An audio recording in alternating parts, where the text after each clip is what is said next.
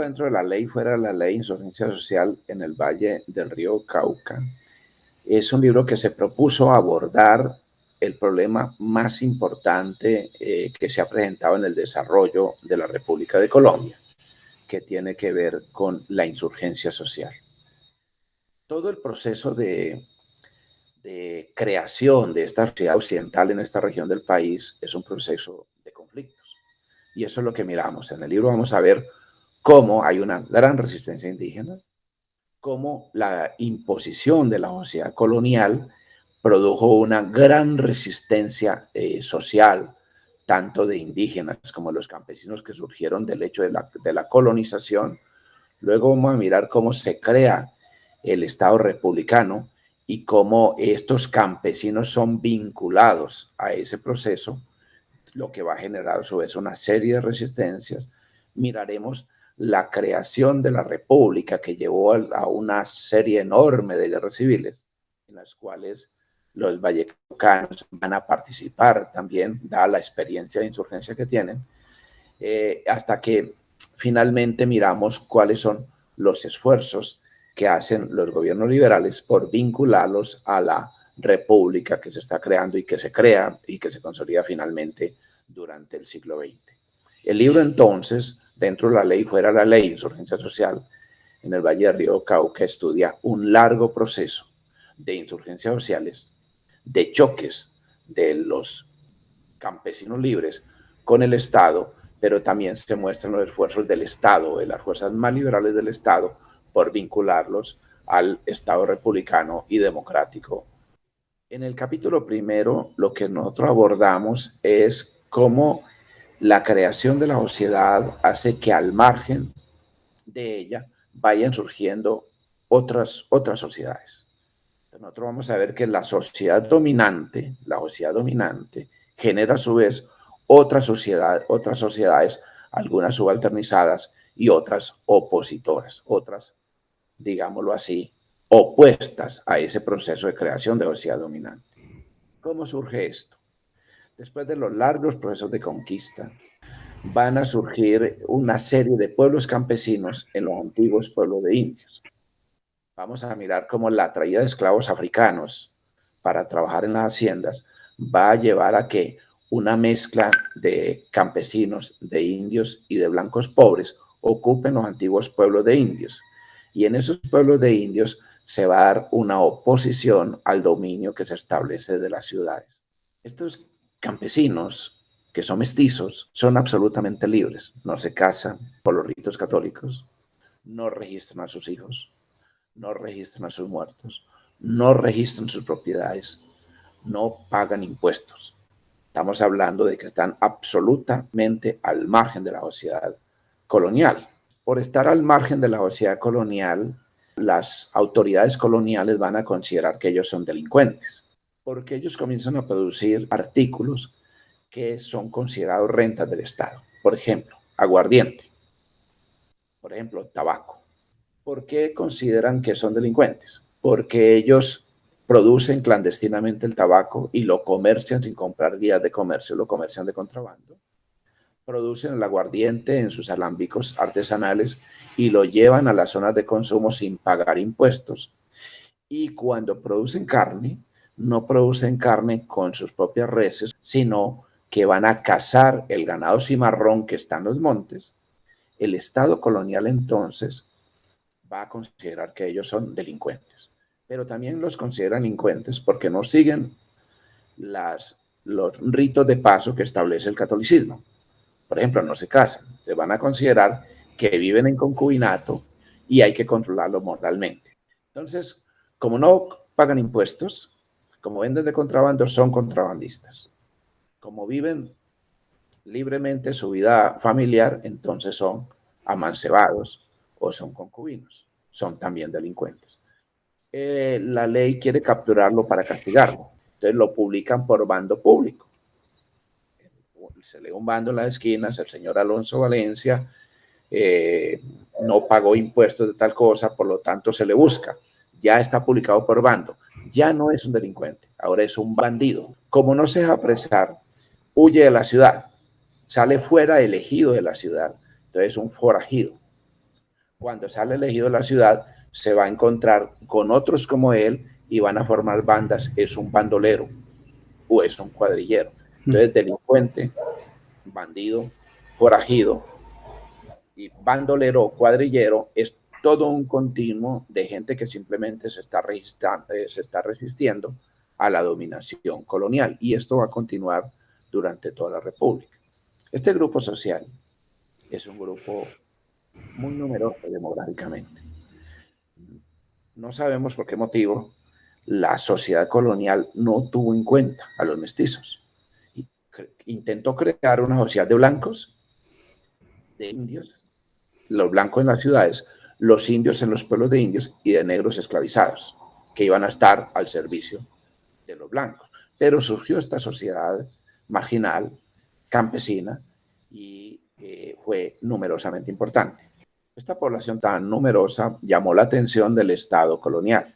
Entonces, en el siglo XVIII van a tratar de vincularlos a la sociedad. Un número tan importante de población, piensan los Borbones, debe contribuir al Estado. Entonces, hay varias formas de vincularlo. La primera, a través de convertirlos en soldados. Entonces, los van a convertir en soldados del ejército español o los van a convertir en milicianos para que defiendan las ciudades. Luego van a tratar de convertirlos en contribuyentes forzosos. Eso significa que mediante el establecimiento de una serie de estancos los van a obligar a pagar impuestos. Y la última que tenemos es que van a tratar de convertirlos en servidores públicos del Estado colonial. Les van a dar algunos cargos de mínima importancia para hacer que en esos sitios marginales donde ellos vivan haya una presencia del Estado. Entonces pueden ser alcaldes pedáneos, pueden ser jueces colectores, pueden ser ayudantes de los funcionarios que controlan los estancos. Hay formas, digamos, de vincularlos en unos espacios donde el Estado no tiene mucha presencia. Entonces, como soldados, como contribuyentes o como funcionarios públicos, son los mecanismos que va a encontrar el Estado colonial para vincularlos.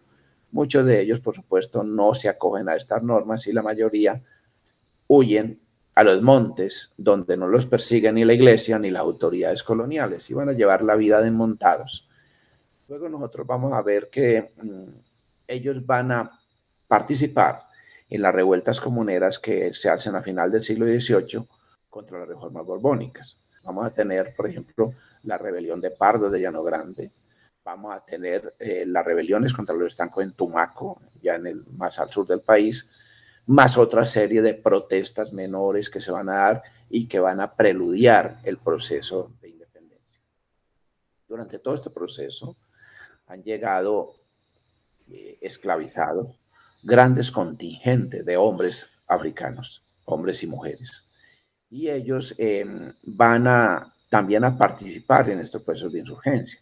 Ellos van a huir de las haciendas, se van a vincular con estas sociedades marginales y se van pues a enmontar, como se decía en la época, de tal manera que los esclavos huidos también van a formar parte de ese proceso de bandidaje o de insurgencia social que se va a dar en el Valle del Cauca. Durante la creación de la República, pues ellos van a ser muy importantes porque aparte de participar desde 1809 a 1824 en los ejércitos realistas, allí debemos destacar que ellos dieron la batalla de San Juanito. Fueron estos grupos de afrodescendientes, estos campesinos libres, derrotaron el ejército español en este territorio en septiembre del 19. Aquí no hubo la presencia de grandes ejércitos traídos del centro del país, sino que fueron estos campesinos los que se organizaron y dieron la batalla definitiva de la independencia.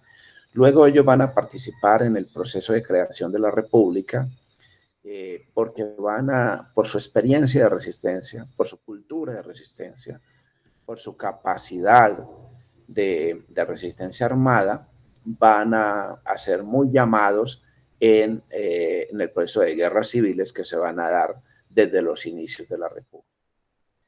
Es muy conocido el hecho de que ellos van a tener una consigna que va a llenar de pánico a las élites blancas de la gobernación de Popayán. Ellos van a decir: mueran los blancos y los ricos, una consigna que se había dictado que se había expresado en Venezuela desde 1813.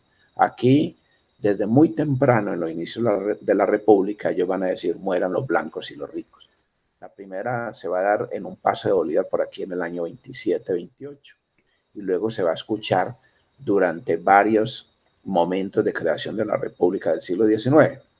De tal manera que la élite blanca va a tener mucho miedo con los afrodescendientes, porque una consigna de mueran los blancos y los ricos es una consigna racial y es una consigna económica, es una consigna política que moviliza mucha gente. Por lo tanto, siempre van a considerar que los negros del Cauca, como llamaban a todo el que no fuera rico, los negros del Cauca fueran considerados gente sumamente peligrosa, y esto va a destacar durante el desarrollo de la República. Entonces, lo que vamos a tener aquí es que ellos no van a participar solamente en la guerra, sino que van a realizar una serie de críticas a los avances republicanos. Ellos van a tener la capacidad de cuestionar el Estado que se está creando, que no los incluye. Ellos, por ejemplo, son los que van a llevar a través de las sociedades democráticas la lucha por la abolición de la esclavitud, y la van a lograr además en 1851. Ellos van a imponer, digámoslo así, los gobiernos liberales a partir del 48.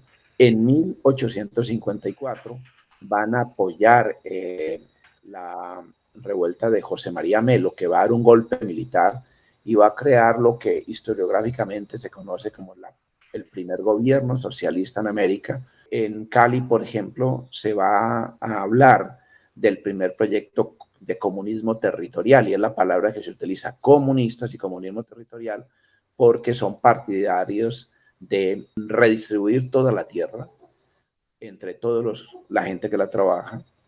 Y finalmente van a tener una consigna que dice: aquí nadie manda sino el pueblo.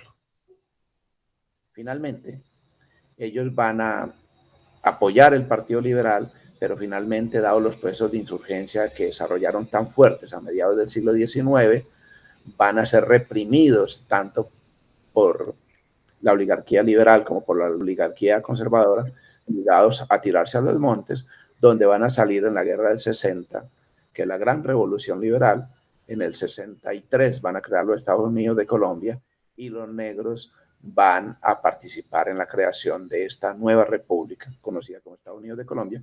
Van a llegar al Senado, van a llegar a presidencias de Estado, van a llegar a gobernaciones, van a llegar a alcaldías, a jefaturas políticas, a comandancias del ejército, van a consolidar espacios de participación política dentro de la restringida democracia que tiene Colombia durante este periodo. Esto es lo que vemos en este libro. Es un poco complejo, con avances, retrocesos, pero que finalmente muestra cómo, gracias a los procesos de insurgencia, los campesinos libres del Valle del Cauca logran primero la abolición de la esclavitud, y luego que todos ellos, mestizos que en el Valle del Cauca son considerados como negros, puedan participar en la creación de la República.